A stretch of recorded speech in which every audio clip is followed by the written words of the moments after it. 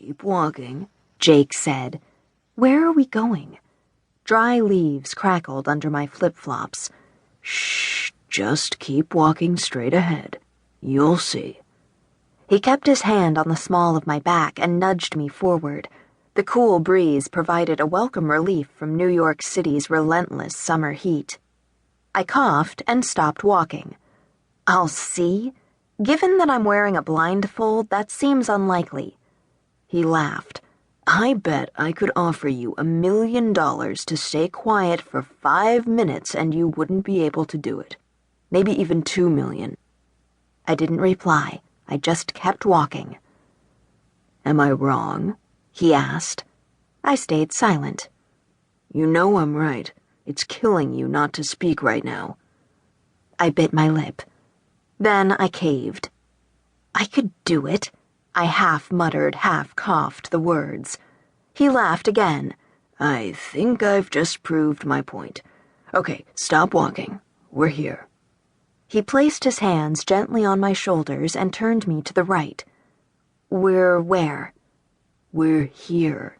Let me help you with that. He removed my blindfold, and I blinked a few times. As the light flooded into my eyes, my surroundings began to take shape.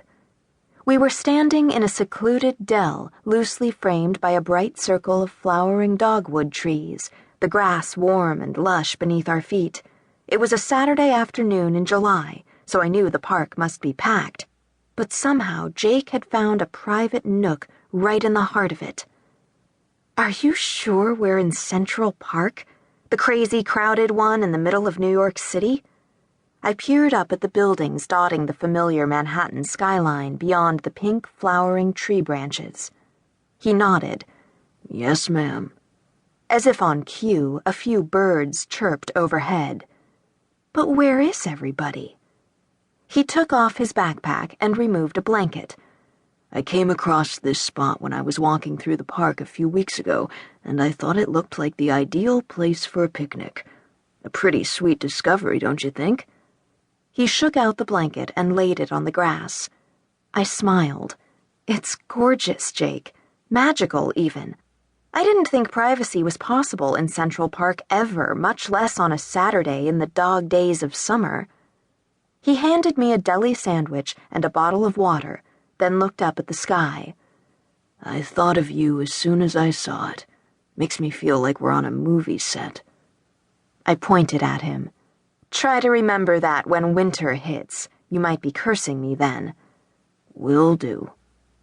Jake had moved from Atlanta about 6 months earlier to take a job as head physical therapist for the Brooklyn Nets, and to be closer to me.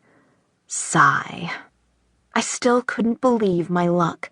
Not only did he make me laugh, but he always knew where I'd left my phone and never forgot to order my coffee with extra cream and sugar. It didn't hurt that he was make-me-swoon handsome to boot. Even after all this time, I still found myself feeling a little giddy when I looked at him. I unwrapped my sandwich, which I knew would be carved turkey and Swiss on Dutch crunch with no pickles and extra honey mustard, my favorite.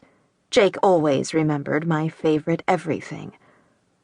Don't worry, if you get too cold when it starts to snow, I'll keep you warm. I gave him a playful smile. I expected him to tease me back, but he didn't, so I shrugged and took a huge bite of my sandwich. Shelter, food, and water, he said as I chomped. I looked over at him, my mouth full. Shelter, food, and water. He gestured to the trees framing our private glade, then at the picnic spread before us and the water bottle in his hand. That's all you need to survive in the world, right? Isn't that what they always taught us when we were kids? I squinted at him as I swallowed.